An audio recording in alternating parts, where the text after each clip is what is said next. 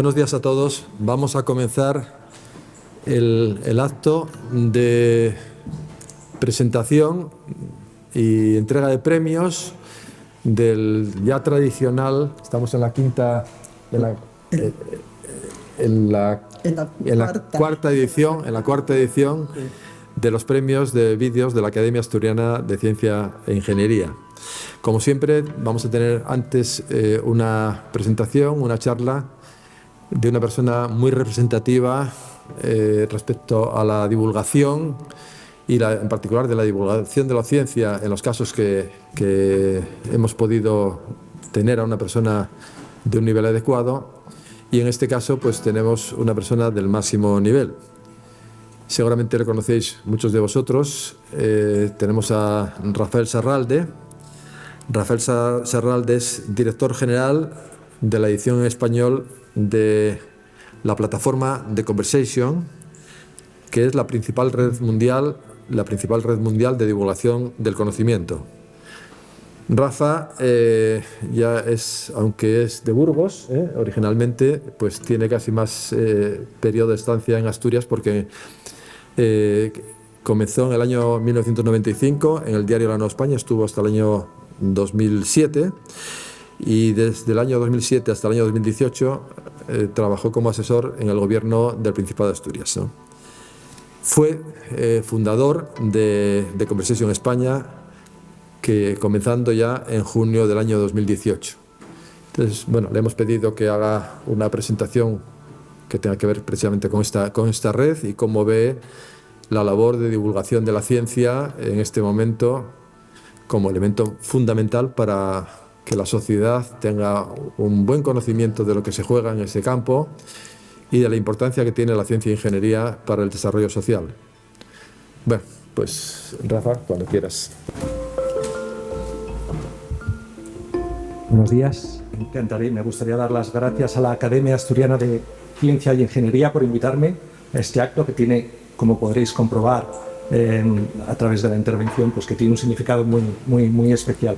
Y me encanta ver entre las personas que han acudido al acto, pues por ejemplo a Rosa Menéndez, expresidenta del CSIC, y una de las responsables de que yo esté aquí. Es decir, gracias al CSIC fue institución fundacional de Conversation en España, y Rosa, pues desde el minuto uno, pues nos ha ayudado muchísimo. Por supuesto a Mario, al que también conozco desde hace pues muchos años, cuando fue vicerrector en la Universidad de Oviedo, y también me encanta ver a muchos profesores con los que he tenido contacto, sobre todo porque en la Nueva España pues cubría temas de ciencia, de cultura, de educación, en fin, a muchos de vosotros os conozco. Como ha dicho Mario, yo me llamo Rafa Serralde, soy periodista, no me siento orgulloso, pero ¿qué quieres que le haga? Si volvieran a hacer, seguramente me tomaría más en serio la tabla periódica, aunque creo que ya es demasiado tarde. Ya no vivo en Asturias y efectivamente, como ha dicho vuestro presidente, aquí pasé la mitad de mi vida, 24 años. En ese tiempo vi pasar a 5 presidentes del Gobierno de España, 6 presidentes del Principado, 4 alcaldes de Oviedo, 6 rectores de la Universidad de Oviedo y un solo presentador de Cifras y Letras. He visto cosas que no creeríais, al Oviedo y al Sporting juntos en Primera División. He visto a Paca y a Tola. Después he visto solo a Paca y ahora ya no veo a ninguna de las dos. He visto desaparecer en la incineradora de Serín el mayor alijo de cocaína, el mayor alijo de droga de la historia de Asturias, 5 toneladas de cocaína. He visto a sindicalistas encerrados en la Catedral de Oviedo. He perseguido con un Seat Panda al Mercedes que llevaba al cantante de Dire Straits a jugar al tenis al centro asturiano. He trabajado con una periodista que se convertiría en reina de España. Y he estado a las órdenes de una emperatriz del periodismo cultural, que es Pilar Rubiera, que es lamentablemente no ha podido venir, que es como la mejor jefa que uno puede imaginarse. He entrevistado a Julio Iglesias, a Woody Allen, a Manolín el Gitano. He paseado por las calles de Oviedo con Ryszard Kapuscinski. Aquí nació mi hijo mayor, que aspira a vivir en Oviedo, y aquí creció la pequeña, que no quiere saber nada de Oviedo. Y ahora sí, vamos a lo importante. Aquí nació en el año 2018 una asociación sin ánimo de lucro llamada The Conversation España.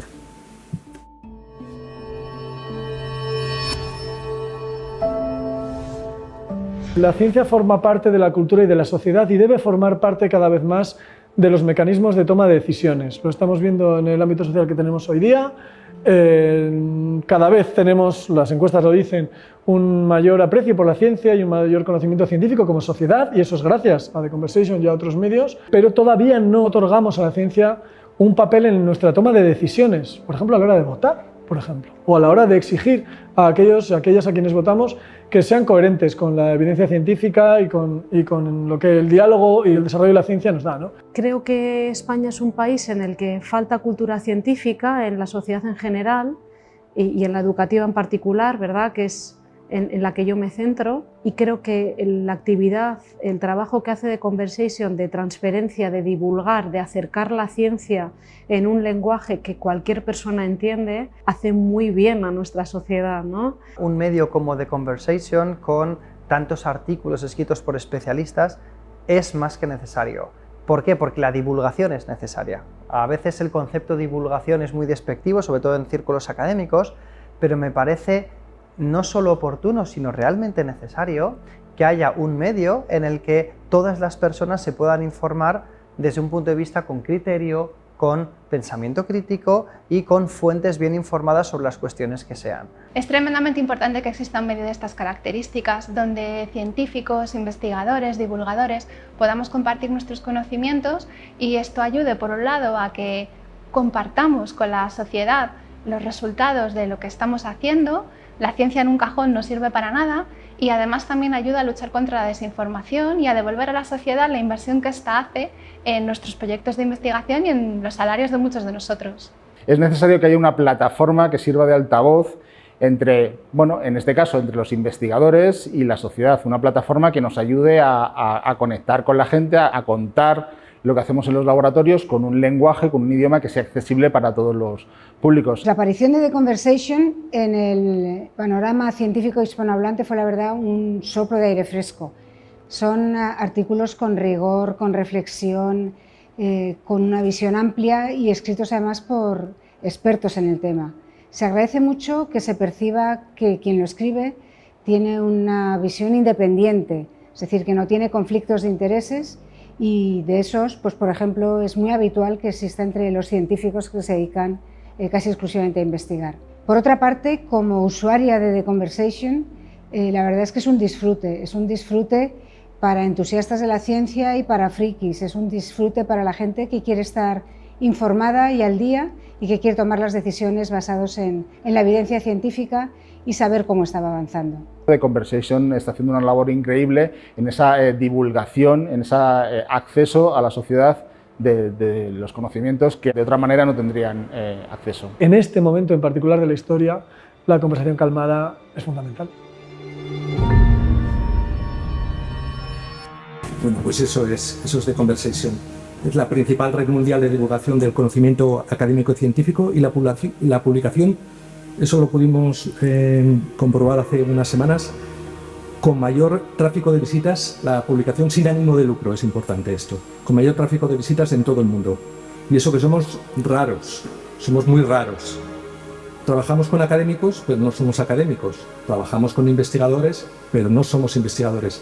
Somos periodistas, pero no aspiramos a ser celebrities, no reclamamos ningún foco. Así que somos periodistas raros.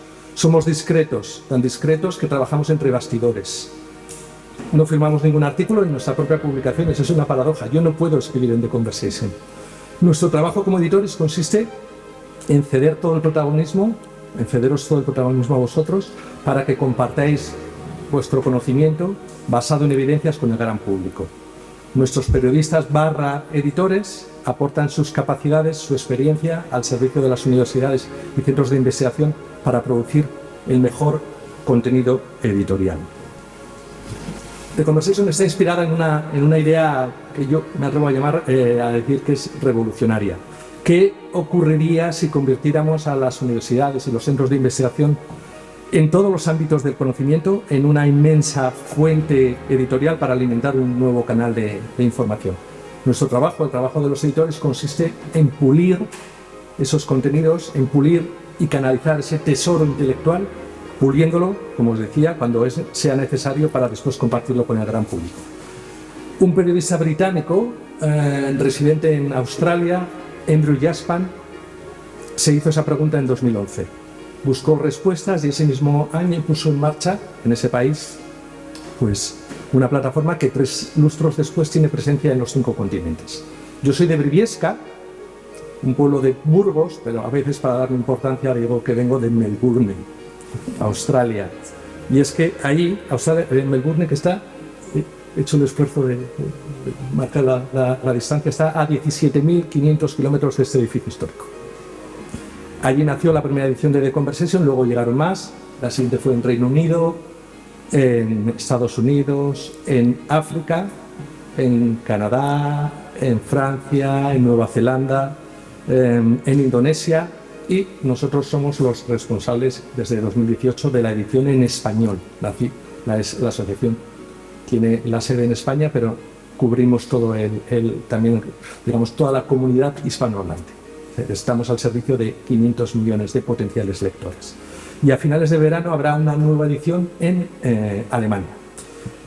En The Conversation habla 6 idiomas, por lo tanto, bueno, añado el alemán, el inglés, el francés, el bahasa indonesio, el portugués y el español.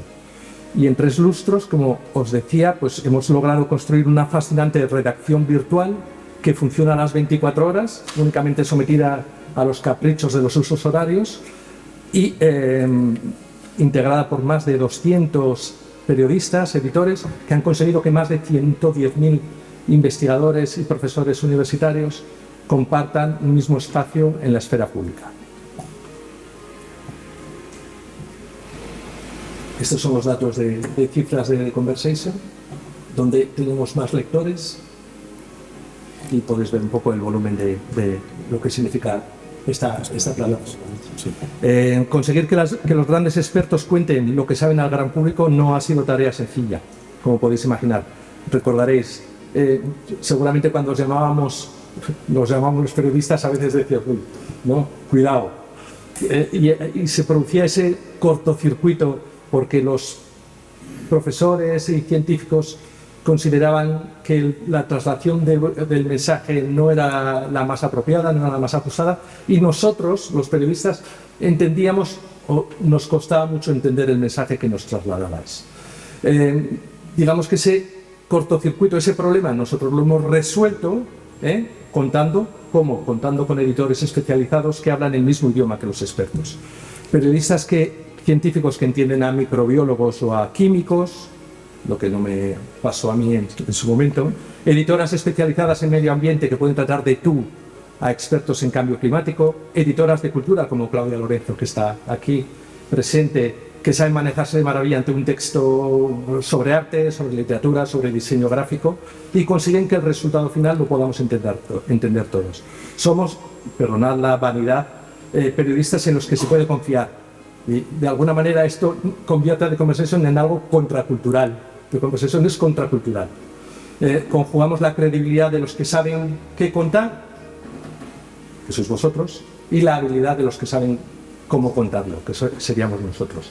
Lo mejor de 2 mundos, y ese es el lema de The Conversation: rigor académico, oficio periodístico. El impacto social, bueno, pues ahí veis todos los medios que nos republican. El impacto social de la fórmula ha sido innegable. Más de 20 millones de personas en todo el mundo se informan habitualmente a través de theconversation.com y 40 millones leen nuestros contenidos en todo el mundo. No estoy hablando de la versión en español. En otros medios, porque ese es otro de los secretos. No solo el acceso a las diversas ediciones es libre y gratuito, sino que utilizamos licencias Creative Commons que permiten a cualquier medio de comunicación republicar nuestros contenidos. Las cabeceras más importantes del mundo, desde Le Monde al Washington Post, Slate, The Guardian, Newsweek, han republicado en algún momento artículos de The Conversation. En España y América Latina podemos decir lo mismo. Desde El País, La Vanguardia, ABC, o en América Latina, Infobae, Clarín, podría decir Semana en Colombia, El Nacional en Venezuela, El Observador en Uruguay. Los medios más representativos de cada país en algún momento han republicado, se han fijado en nuestros contenidos y los han republicado. Ya lo he dicho, estos son ejemplos de republicaciones en otros medios de artículos de The Conversation. Bueno, esto ahora os cuento quién paga la fiesta. Somos raros, somos en esencia raros porque vamos a contracorriente de las tendencias actuales. Frente a los muros de pago, nuestros contenidos son gratuitos. Frente a cierta banalización de las historias en el periodismo moderno, nosotros tratamos a los lectores como adultos. Frente al ruido, la calma. Frente a los especuladores o las grandes plataformas que dominan y que controlan los medios de comunicación, nosotros somos una modesta entidad sin ánimo de lucro, pero podemos decir lucir orgullosos, que somos independientes, y con eso poca broma. El prestigio, la repercusión y la presencia de Conversation en numerosos países ha llevado a más de 600 instituciones en todo el mundo, desde universidades como la Sorbona, Oxford, Cambridge, en Estados Unidos, Boston, California, Michigan, y en España prácticamente todas las universidades, y fundaciones internacionales como la Gates o Carnegie, a financiar una plataforma que carece de publicidad. Como os decía, nosotros nos financiamos en España con el apoyo de un centenar de instituciones, universidades, centros de investigación, fundaciones, y después la generosidad de lectores donantes que se sienten atraídos y concernidos por la calidad de nuestros contenidos y los asuntos que abordamos. Ahí podéis ver las instituciones fundacionales y después pues veis logos de todas las instituciones, las universidades y centros de investigación, los OPIs, los organismos públicos de investigación de los OPIs. Todos estamos familiarizados con la técnica de clickbait para captar audiencias. Bueno, nosotros digamos que esa modalidad de pesca no la utilizamos. Nuestros artículos exigen una mirada lenta, un mínimo de esfuerzo, ciertas dosis de concentración y sosiego. Esta pregunta va dirigida sobre todo a vosotros. ¿Sabéis cuántas veces de media miramos el móvil cada día? ¿Qué número? ¿Cuántas veces diríais? Más o menos. O a lo mejor vosotros. Bien. ¿Vosotros? ¿Alguno? Bueno, pues lo digo. 221 veces. 221 veces. No es que la tecnología sea el problema, sino que la forma en que esta domina nuestros comportamientos automáticos. Lo primero que hacemos, ¿no? Eso se traduce normalmente en una falta de concentración asombrosa, una falta de atención asombrosa. En The Conversation no solo explicamos los problemas relacionados con el, vamos a llamarlo, malestar digital, sino que reclamamos atención. Sabemos que no pedimos cualquier cosa. Hace unos días leí una entrevista a la escritora argentina Samantha Schweblin, que decía que prestar atención es como el gran superpoder que hay en la humanidad. Pensad que si ese superpoder fuera la inteligencia, no nos pasaría lo que está pasando todos los días, ¿no? Al ver el periódico. O sea, todos los sobresaltos que tenemos, sobre todo de nuestros amigos americanos. ¿Y por qué la intención es un superpoder? Porque ya no todo el mundo puede ejercerlo. El déficit de atención es brutal. Hay cientos de estudios que van por ese camino. Leer ha dejado de ser un ejercicio de comprensión de la realidad para convertirse en un ejercicio de consumo rápido de información. Nos cuesta digerir lo que leemos y, por lógica, no terminamos de entenderlo. No nos concentramos. Si viajáis en en el tren, en cercanías, en un avión, en el metro, el 99% de la gente está mirando el móvil y entregado a un scroll infinito. Aquí muchos jóvenes, vosotros si pudierais, estaríais mirando el móvil, yo también, básicamente porque lo más aburrido que puede pasarle a uno es escucharse a sí mismo, ¿no? Bueno, con esto lo que quiero decir es que nosotros en The Conversation convertimos o queremos que sea un espacio donde se dialoga, donde se conversa, donde se escucha con serenidad, con respeto, con una audiencia amplia y creciente. Y a veces nos preguntan si hay un mercado para The Conversation, bueno, si en solo 8 años de historia de la edición en español hemos conseguido más de 330 millones de lecturas directamente o a través de las republicaciones, pues ahí tenéis la respuesta. Os he hablado de lo que somos, y ya voy rápido, ahora os diré qué queremos ser. El propio modelo de The Conversation, donde la obtención de recursos es, os puedo asegurar, una empresa agotadora, nos obliga a ir despacito, pero con buena letra. En el ámbito académico es raro que alguien no nos conozca, pero queremos llegar más lejos. Somos ambiciosos y queremos ocupar el espacio que ocupan tantos medios o contenidos banales o especulativos. De tal forma que en el menú de los medios pues haya más contenidos basados en evidencias científicas y el conocimiento experto. Estas son algunas de las iniciativas que hemos puesto en marcha. Queremos que nos conozcan más jóvenes y por eso hemos puesto en marcha The Conversation Junior, para que los expertos contesten a las dudas que plantean los chavales de bachillerato o de los últimos cursos de la ESO. Queremos que la música, el cine, las humanidades ocupen también un lugar destacado en la conversación pública y por eso contamos con un suplemento cultural que gestiona Claudia. Queremos que la actualidad, no debe ser siempre la expresión de un desastre y por eso tenemos un boletín de buenas noticias. Os podéis suscribir a todos, aquí abajo lo tenéis, ese es mi momento publicitario. Y sabemos que muchos profesores de la ESO comparten nuestros contenidos con los alumnos y por eso contamos con un boletín especial para estos docentes.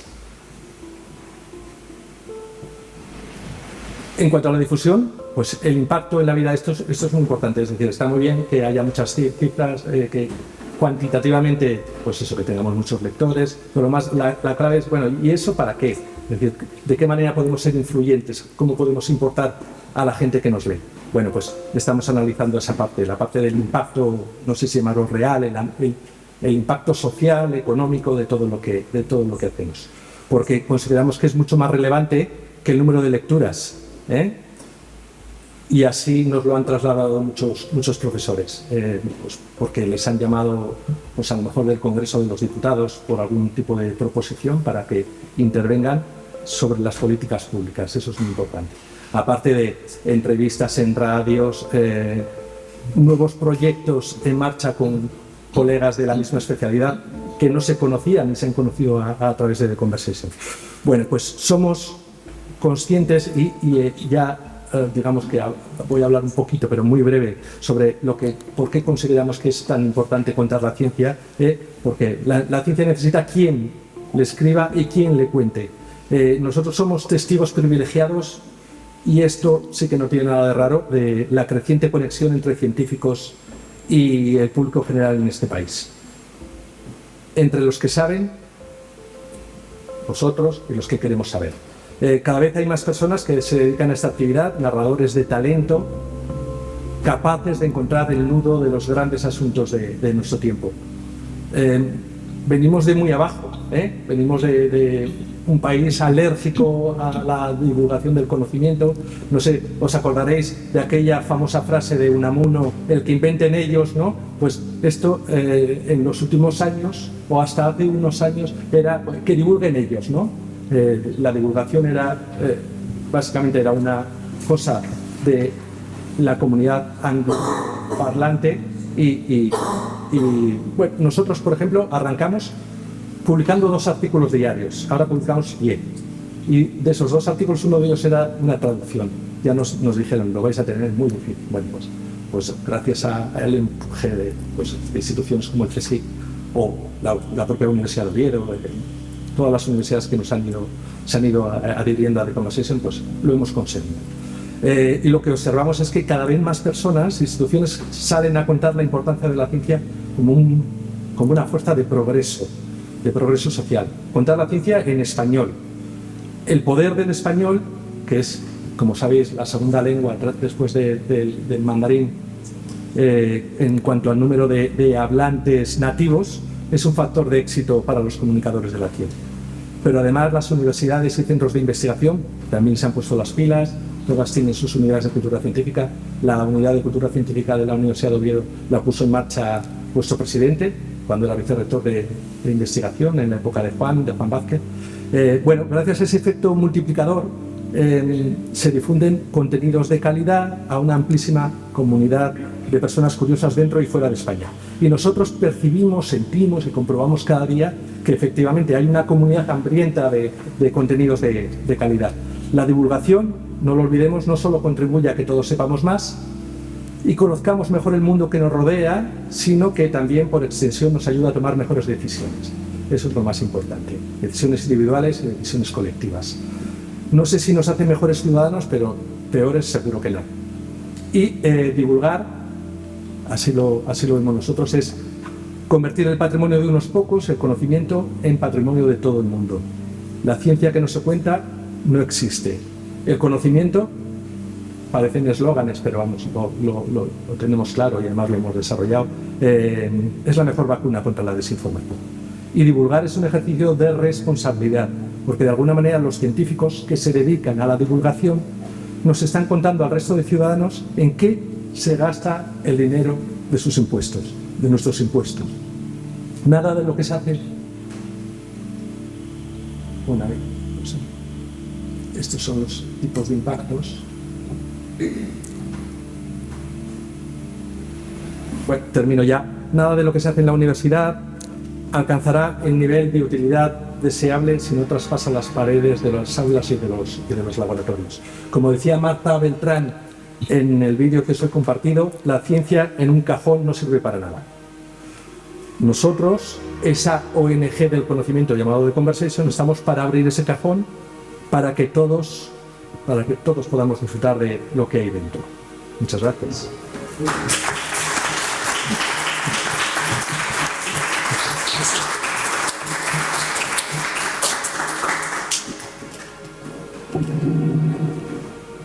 Muchas gracias, Rafa.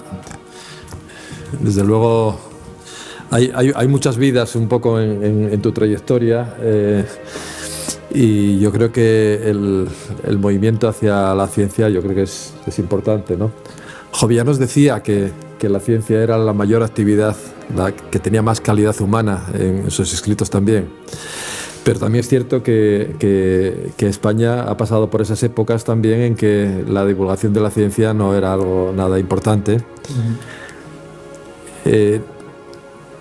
También un poco respecto a tu actividad, yo creo que hay un tema muy importante que es la creación de una nueva actividad, ¿no? Porque el comenzar a trabajar con una nueva actividad como la creación de Conversation, pues partiendo de cero es algo también muy importante que de cara también a los jóvenes, pues yo creo que hay que considerarlo importante. No se trata solamente de seguir una línea marcada por otras actividades, sino que abrir un camino nuevo siempre es mucho más importante, ¿no? Antes comentabas lo de la unidad de cultura científica. Bueno, pues yo quiero recordar a Andrés San Pedro, que fue la persona que realmente trabajó en ello. Nosotros comenzamos efectivamente como vicerrectorado en el 2001, ahora se cumplen los 25 años, pero Andrés desde luego trabajó más que yo, sin duda, en ese tema, ¿no? Bueno, pues efectivamente la ciencia yo creo que es un elemento de progreso, la ciencia y la ingeniería es un elemento de progreso y por ese motivo también para la promoción, pues desde la Academia promovemos la divulgación por parte de alumnos con muchos objetivos. Uno es que aprendan también y desarrollen actividades de divulgación de la ciencia, que consideren que la divulgación de la ciencia cuando se hace de unos compañeros respecto a otros es todavía más potente porque se sitúa en un nivel de igualdad y por tanto de capacidad para poder hacer uno también lo que hacen otros. Yo creo que es también importante. Y desde luego, pues al mismo tiempo, pues es un momento en el cual se puede aprender también ciencia y yo creo que los que habéis preparado los vídeos, pues sin duda habéis trabajado en todo eso. Yo creo que la charla de hoy ilustra un poco este otro nivel de actividad, pero que todo va en la misma dirección. Bueno, pues tenemos entonces ya la lectura y presentación de los premios y para ello pues doy la palabra a Charo Rodicio, que es la persona que ha trabajado realmente en este tema con colaboración de otras personas de la Academia, pero desde luego Charo ha echado muchas horas en ello y le doy la palabra para que explique cómo se ha hecho y los premios. Bien. Pues nada, después de esta interesantísima y amena charla que acabamos de escuchar, vamos ahora a anunciar y vamos a visualizar los vídeos que fueron ganadores de esta cuarta edición del concurso que organizamos en la ACID. Antes de nada, decir que los temas propuestos en esta convocatoria para los vídeos fueron los que se contemplan en el cuarto volumen, en el cuarto número de la revista que todos los años edita la ACI, edita nuestra academia. Y estos temas fueron: se necesita agua limpia, tratamientos, la inteligencia artificial con cuidado, una mirada reflexiva a su potencial y desafíos, de la mejora genética clásica a la mejora genética de precisión en plantas y el envejecimiento, ¿vale?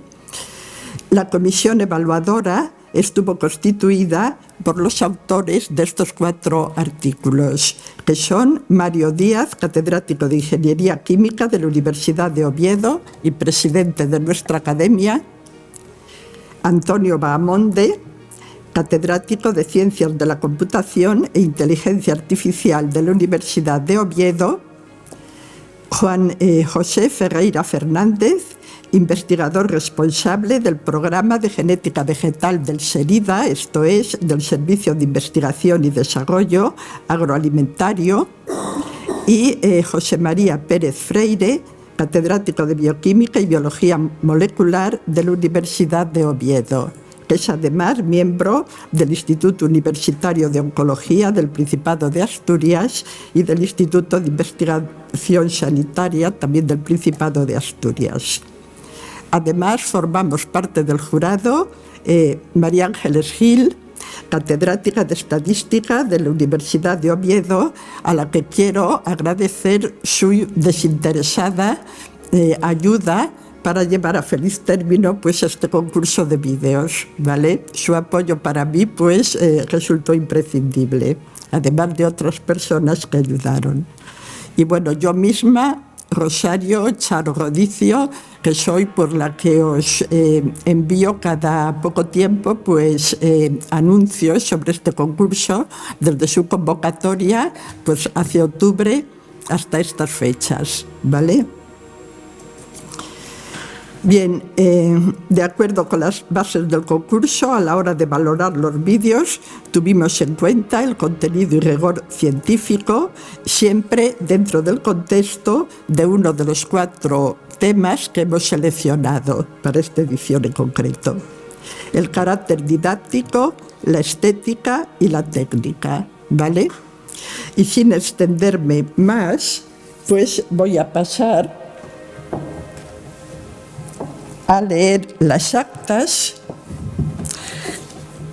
de la reunión de la Comisión de Evaluación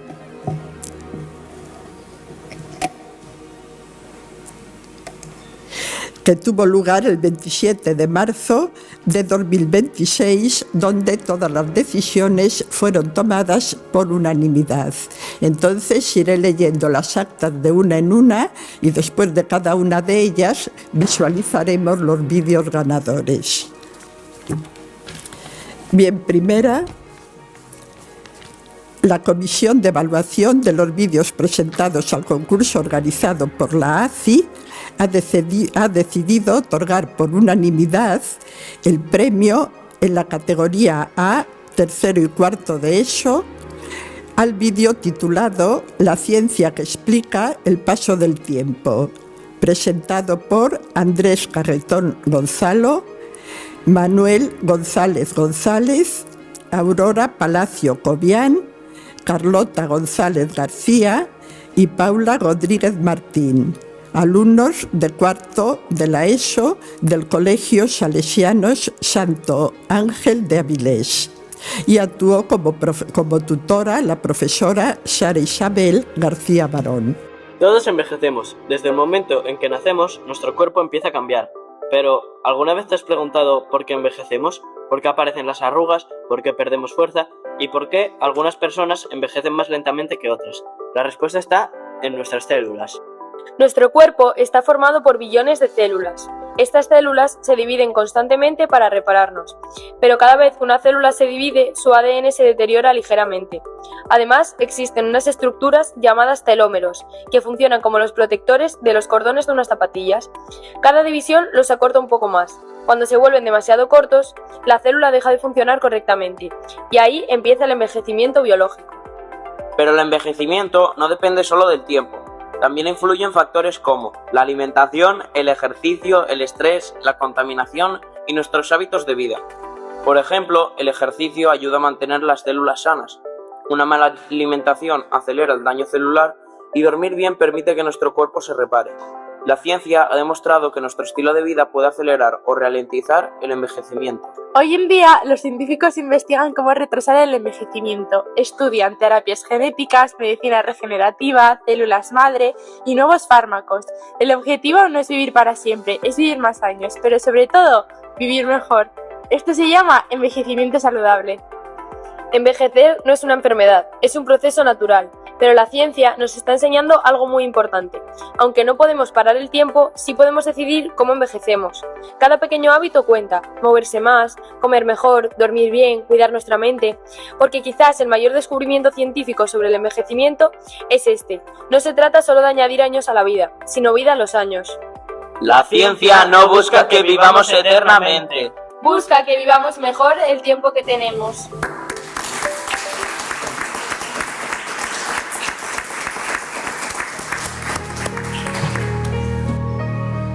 Segunda, la comisión evaluadora de los vídeos presentados al concurso organizado por la ACI ha decidido por unanimidad otorgar el ACESIT en la categoría A, tercero y cuarto de la ESO, al vídeo titulado «Hasta dónde puede llegar la inteligencia artificial», presentado por Dana María Álvarez Trapiello, alumna de cuarto de la ESO del IES Ramón Menéndez Pidal de Avilés, y la tutora fue la profesora Cintia Martínez Prieto.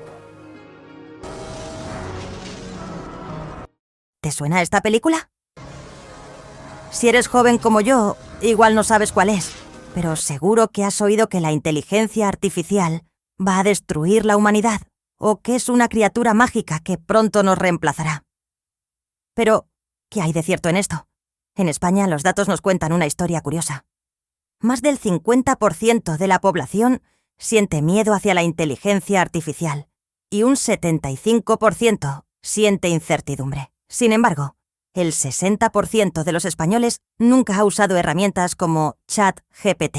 Este miedo suele nacer de la brecha digital y de campañas mediáticas. La inteligencia artificial no es magia.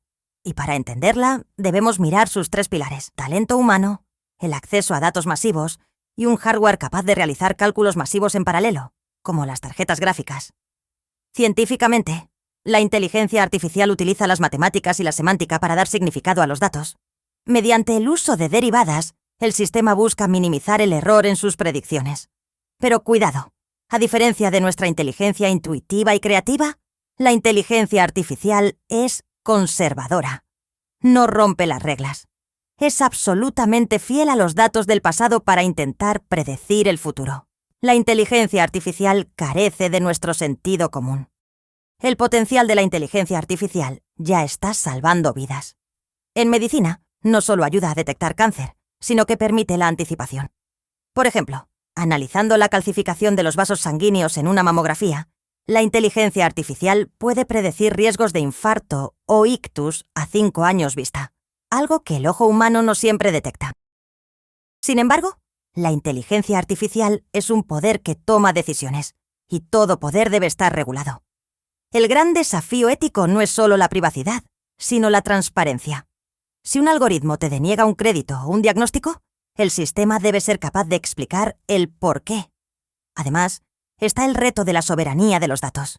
En Europa, para no depender de gigantes externos, debemos ser capaces de gestionar nuestros propios datos, especialmente los médicos, para mejorar nuestra sanidad universal con todas las garantías de privacidad. En definitiva, la inteligencia artificial no es una amenaza existencial, es una prótesis de nuestra inteligencia. Es la grúa que nos ayuda a cargar con tareas intelectuales más pesadas. En la inteligencia que iguala al ser humano en todo, está aún a 1 o 2 siglos de distancia. El éxito de esta revolución no depende de la máquina, sino de nosotros, especialmente de los más jóvenes, y de cómo decidamos usar esta herramienta para mejorar el mundo. No es temer el futuro, es entenderlo y decidir cómo usarlo.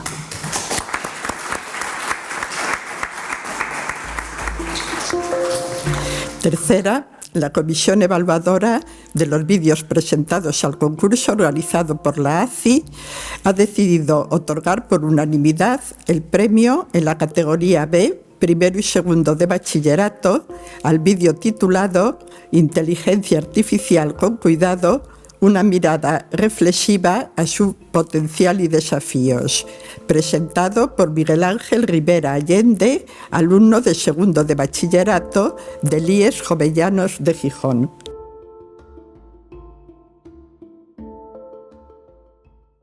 La inteligencia artificial, la IA, es un campo de la informática que se enfoca en crear sistemas que puedan realizar tareas que normalmente requieren inteligencia humana, como el aprendizaje, el razonamiento y la percepción. Estos sistemas pueden percibir su entorno, razonar sobre el conocimiento, procesar la información derivada de los datos y tomar decisiones para lograr un objetivo dado. La IA promete cambiar el mundo, pero ¿sabremos usarla con responsabilidad? La inteligencia artificial tiene una labor fundamental actualmente, y estas son algunas de sus ventajas. Automatización de procesos y mejora de la productividad. Reduce el error humano y aporta precisión. Análisis de datos más rápido y efectivo. Agiliza la toma de decisiones y realización de tareas complejas. La IA nos puede ayudar en áreas como la salud, creación de un sistema que detecte enfermedades antes que un médico, o en el sector industrial, con el mantenimiento predictivo. La inteligencia artificial evita fallos en la maquinaria antes de que ocurran. Uno de los mayores desafíos es la desinformación. Hoy, una imagen o un vídeo creado por una IA puede parecer completamente real. Los llamados deepfakes pueden convertir una mentira en algo creíble en cuestión de segundos. También está el impacto laboral. Muchas tareas que antes realizaban personas están siendo sustituidas por sistemas automatizados. Esto no solo transforma los empleos, sino que puede aumentar la desigualdad entre quienes dominan la tecnología y quienes no. Por último, el problema ético. La IA y sus algoritmos aprenden de los datos que les damos. Si esos datos son insuficientes, incompletos o están fragmentados, limitará su capacidad de aprendizaje y se reduce la efectividad de la IA en la toma de decisiones. Estos riesgos no deberían asustarnos, sino hacernos más conscientes para aprender a usarla de forma adecuada. Para dominar la IA como sociedad debemos pasar de ser usuarios a supervisores críticos.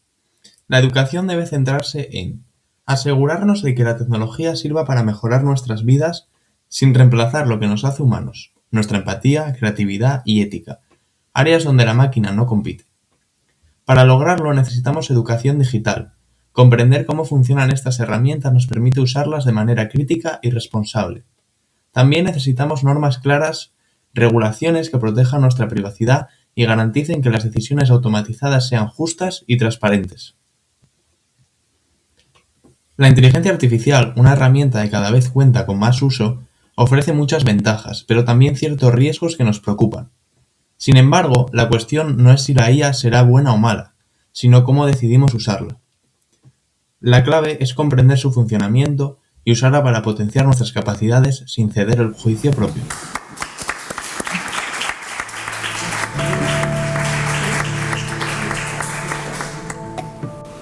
Cuarta, la comisión evaluadora de los vídeos presentados al concurso organizado por la ACI ha decidido otorgar por unanimidad el ACESIT en la categoría B, primero y segundo de bachillerato, al vídeo titulado El envejecimiento más que años, presentado por Lucía Acedo Codosero, alumna de primero de bachillerato del IES Valle de Ayer de Moreda de Ayer, y como tutor actuó el profesor Javier Fernández Vidal. ¿Alguna vez te has preguntado qué significa realmente envejecer? Envejecer es una experiencia universal, compartida por todos los seres humanos. Sin embargo, no es simplemente el paso del tiempo, sino el resultado de procesos biológicos complejos que ocurren de forma continua en nuestras células. Existen organismos que desafían este patrón. La rata topocalva, por ejemplo, presenta un envejecimiento extremadamente lento y una notable resistencia al cáncer. El estudio ha revelado que el envejecimiento no es un destino fijo, sino un fenómeno profundamente influenciado por la biología celular. El envejecimiento y el cáncer están estrechamente relacionados, aunque actúan en direcciones opuestas. Con el paso de los años, nuestras células pierden capacidad de división, reparación y mantenimiento. En el cáncer, en cambio, las células ignoran los mecanismos de control y proliferan de manera desregulada. Ambos procesos reflejan la necesidad de un equilibrio preciso entre crecimiento y control celular. A lo largo de la historia, la esperanza de vida humana ha aumentado de forma extraordinaria. Sin embargo, este incremento no siempre se ha traducido en más años de buena salud. Por ello, la investigación biomédica actual se centra en prolongar la vida saludable, más que la longevidad en sí misma. Desde una perspectiva evolutiva, el envejecimiento resulta coherente. La selección natural prioriza la reproducción sobre el mantenimiento indefinido del organismo. Además, ciertos genes que son beneficiosos durante la juventud pueden tener efectos perjudiciales en edades avanzadas, un fenómeno conocido como pleiotropía antagonista. A nivel celular, el envejecimiento se caracteriza por la acumulación de daños en el ADN, alteraciones epigenéticas, disfunción mitocondrial y el acortamiento progresivo de los telómeros, que limitan la capacidad de división celular. Cuando estos mecanismos se alteran de forma extrema, surge un ejemplo revelador: el síndrome de Hutchinson-Gilford-Progeria, causado por mutaciones en el gen LMNA, que comprometen la estructura del núcleo celular y provocan un envejecimiento acelerado desde la infancia. Este síndrome evidencia que envejecer es, ante todo, un proceso biológico. El envejecimiento no es simplemente cumplir años, es el resultado de millones de interacciones celulares que se desarrollan a lo largo de la vida. Comprender estos mecanismos nos acerca a un futuro en el que no solo vivamos más, sino que podamos hacerlo con mayor salud, autonomía y calidad de vida.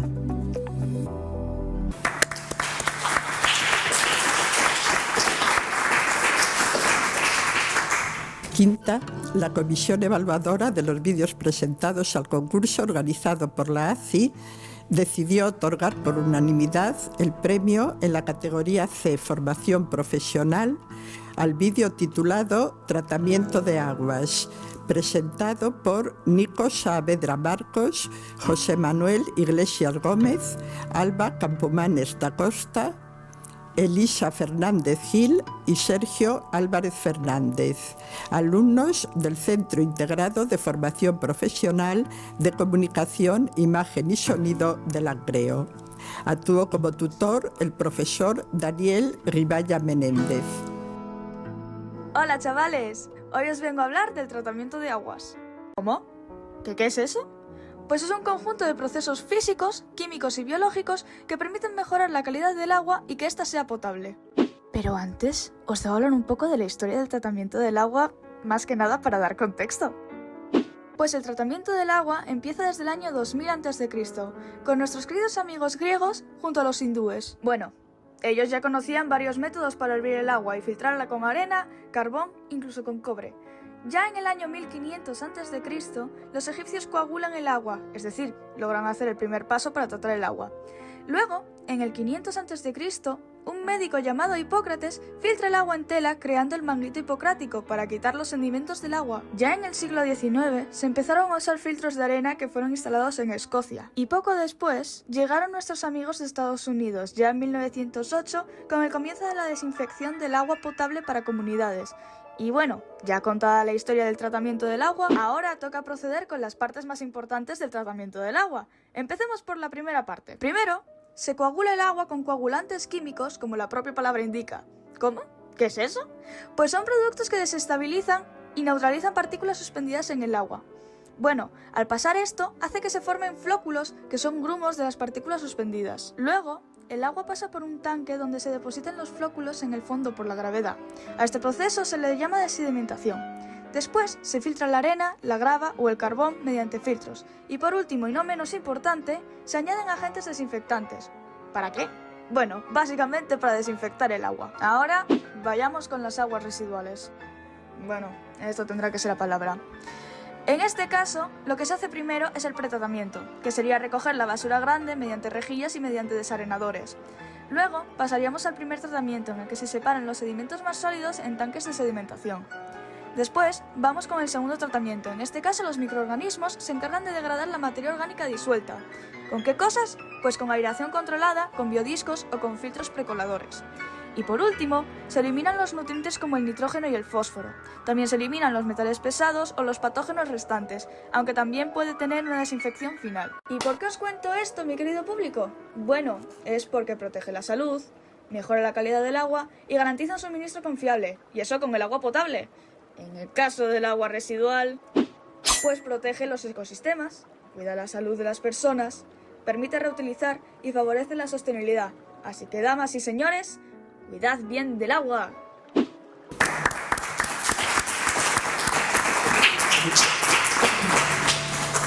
Y por último, sexta, la comisión evaluadora de los vídeos presentados al concurso organizado por la ACI ha decidido otorgar por unanimidad el ACESIT en la categoría de formación profesional al vídeo titulado Ingeniería Verde, presentado por Cristian Ayer Colado, Álvaro Liñal Delgado, Sebastián Gómez Viña, Iker Frechilla Ordiérez y Dagmar Argul Guisasola, alumnos del Centro Integrado de Formación Profesional de Comunicación, Imagen y Sonido de Langreo. Y como tutor actuó nuevamente el profesor Daniel Riballa Menéndez. La mejora genética de las plantas ha pasado de la selección tradicional a la edición de precisión del ADN. En breves veremos este maravilloso viaje. Desde hace miles de años seleccionábamos las mejores semillas y plantas para alimentarnos. También cruzábamos aquellas cuyos rasgos se complementaran mejor para dar lugar a plantas con mayor resistencia y rendimiento.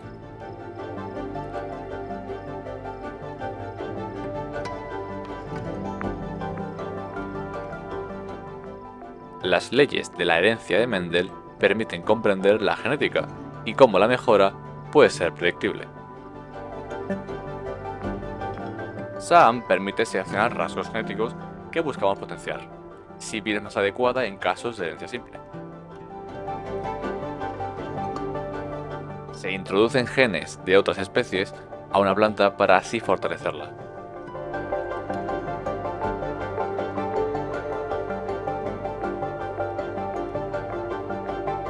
El CRI, SPR y herramientas similares permiten modificaciones precisas en el genoma.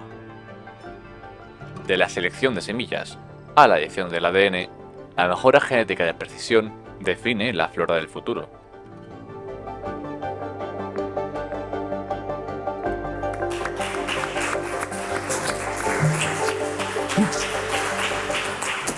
Bien, para terminar, en nombre de la Academia, quiero expresar mi agradecimiento a los alumnos, a los tutores, a los profesores que actuaron como tutores y a los centros que han participado en el concurso. Quiero decir que este año la participación fue muy elevada, tuvimos cerca de 50 vídeos se presentaron al concurso y lamentablemente pues solamente 6 pudieron recibir premio o ACESIT.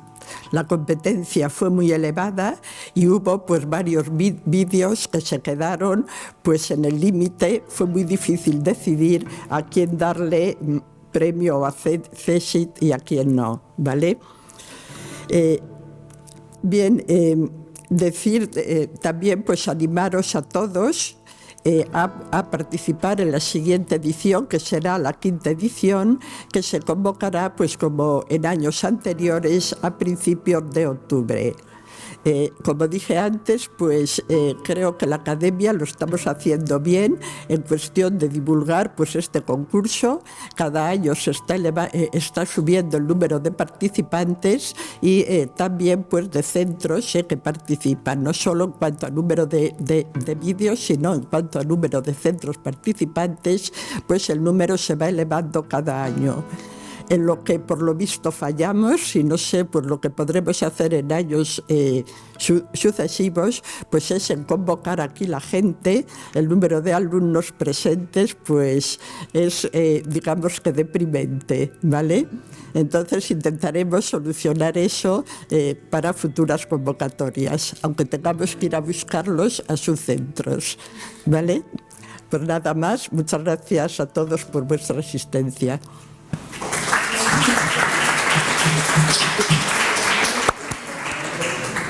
Bueno, pues ya para terminar, solamente unas palabras. Cuando uno ve los vídeos, por mi parte al menos, yo creo que se asombra de la capacidad que tienen para preparar este tipo de documentos personas de 14 años. Y también pues la capacidad de los profesores para enfocar los temas y conseguir que tengan interés los alumnos en hacer este tipo de actividades, ¿no? Porque todo el mundo, en particular la gente joven, tiene muchas cosas que hacer y separarse, dedicar el tiempo a preparar este tipo de actividades, entendemos que es difícil.